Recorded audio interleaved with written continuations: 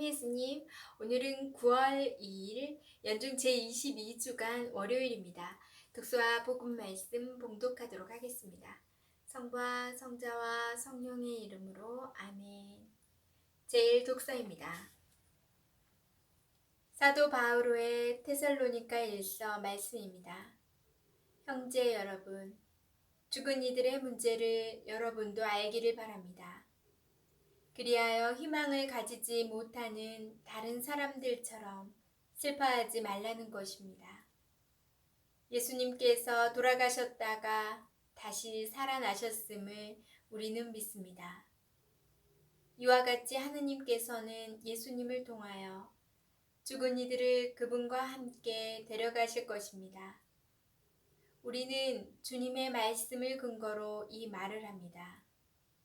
주님의 재림 때까지 남아있게 될 우리 산 이들이 죽은 이들보다 앞서지는 않을 것입니다.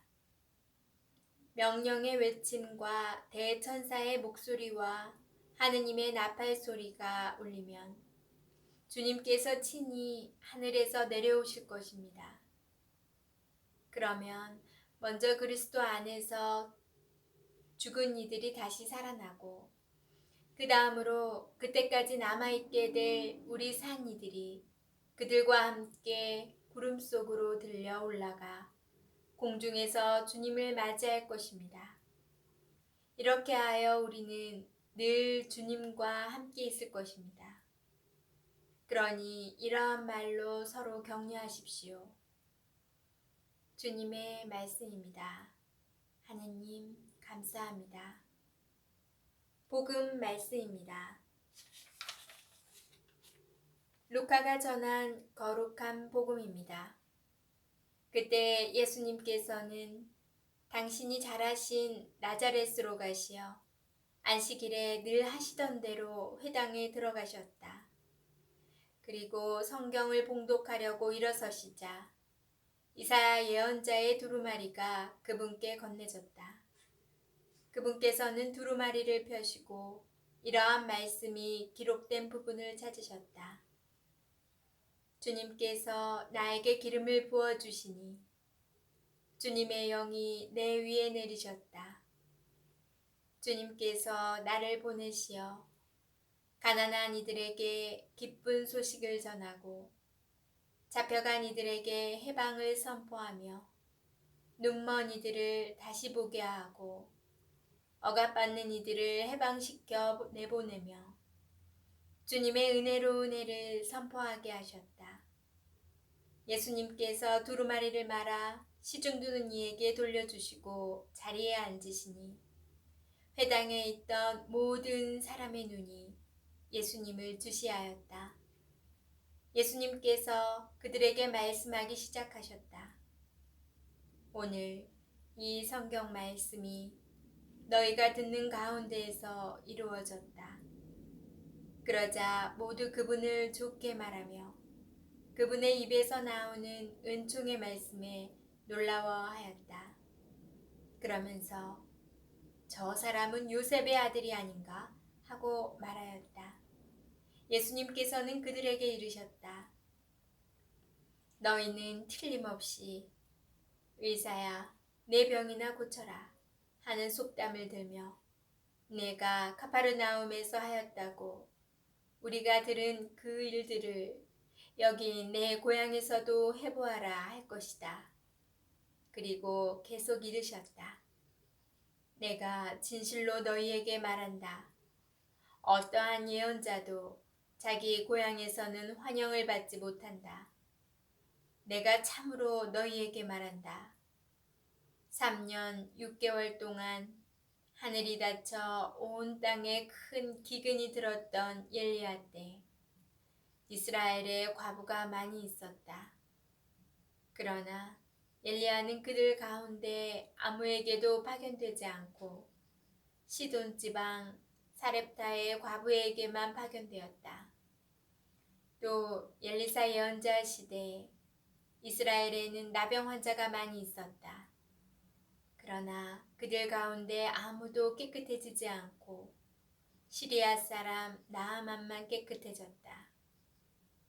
회당에 있던 모든 사람들은 이 말씀을 듣고 화가 잔뜩 났다. 그래서 그들은 들고 일어나 예수님을 고을 밖으로 내몰았다.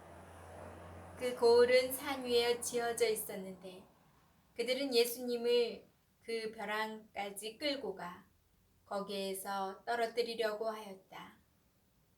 그러나 예수님께서는 그들 한가운데를 가로질러 떠나가셨다. 주님의 말씀입니다. 그리스도님 찬미합니다. 잠시 묵상하겠습니다. 바둑이 10급인 사람이 훈수를 두면 실력이 두세 등급 올라 8급 정도가 된다고 합니다. 사실 그 사람의 실력은 8급인데 자신이 직접 경기를 하다 보면 생각이 좁아져 10급의 실력밖에 나오지 않는 것입니다. 자신의 생각에서 빠져나와 훈수두듯 경기를 한다면 더 좋은 성적을 낼 수 있습니다. 삶도 내가 사는 것이 아니라 나에게서 빠져나와 훈수두듯 살면 훨씬 실수를 줄이며 살아갈 수 있습니다. 현대인들은 생각 중독에 빠져 있습니다. 지나치게 자신의 생각을 믿습니다. 그러니 나를 제3자로 바라보기 어렵습니다. 마치 하와가 일방적으로 대화를 주도하는 뱀의 유혹에 빠져 자신도 모르게 선악과를 따먹게 된 것과 같습니다. 생각이 많은 것이 결코 좋은 것은 아닙니다. 예수님께서는 우리가 어린이처럼 단순해지기를 바라십니다. 오늘 복음에 나오는 나자렛 사람들은 그들의 생각을 굳게 믿은 이들이었습니다. 그들은 예수님을 잘 안다고 착각하고 있었습니다.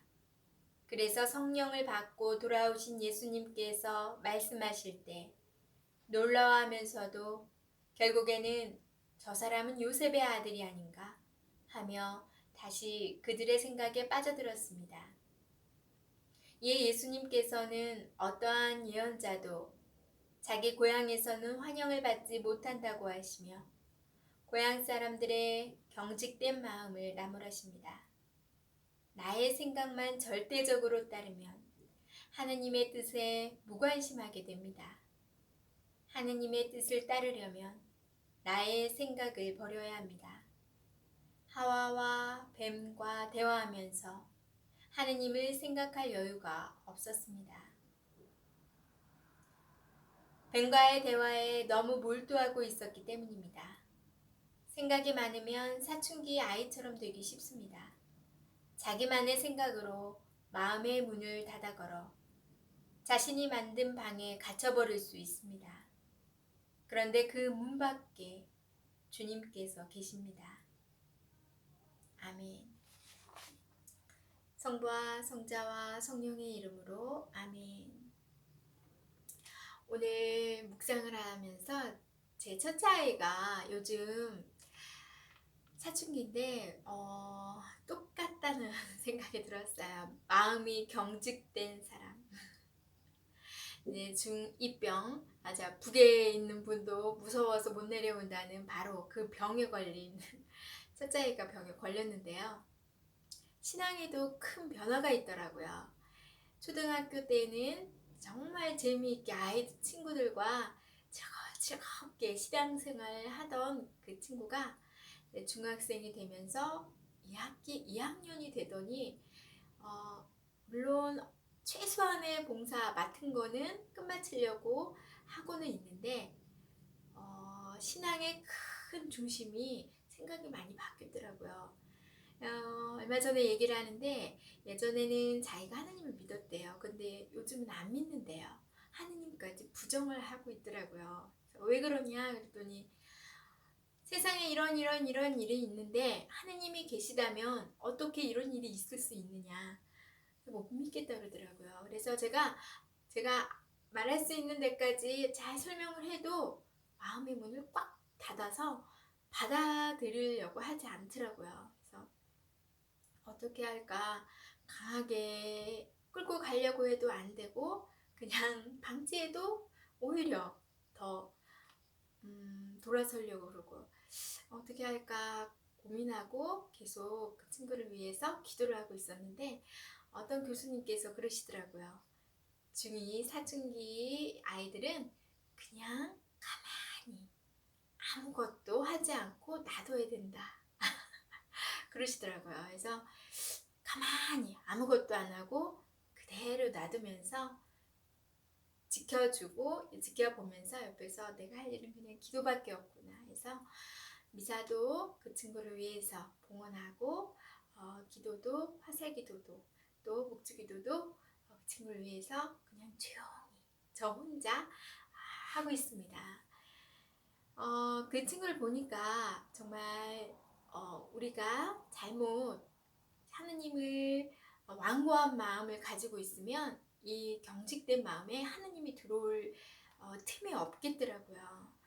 그리고 그 자리에는 나의 생각과 세상 걸로 가득 차서 나의 생각으로 모든 걸 판단하게 되고 그래서 하느님까지 부정하게 되는 사춘기 소녀, 사춘기 아이 같이 되겠다라는 생각이 듭니다. 근데 오늘 묵상에서도 바로 그 문 밖에 하느님이 계시기 때문에 그 완고한 마음을 풀고 나의 뜻을 놓고 문을 열고만 나온다면 하느님과 만날 수 있기 때문에 우리 이제 생각할 수 있는 어른들은 좀 더 이 완고한 마음을 또 나의 뜻을 좀 내려놓으시고 주님을 만날 수 있었으면 좋겠습니다. 그리고 아직 어린아이들은 이렇게 사춘기에 접어들거나 또 아직 그 단계는 아니더라도 받아들이기 힘들어하는 아이들은 정말 가만히 옆에서 지켜주면서 기도해 주시는 부모님이 되셨으면 좋겠습니다. 오늘 하루도 나의 뜻을 좀 내려놓는 그리고 또한 그런 분들이 가족 중에 계시거나 옆에 계시면 또 기도해 줄 수 있는 그런 사랑의 마음으로 보내시기 바랍니다. 저는 내일 다시 만날게요.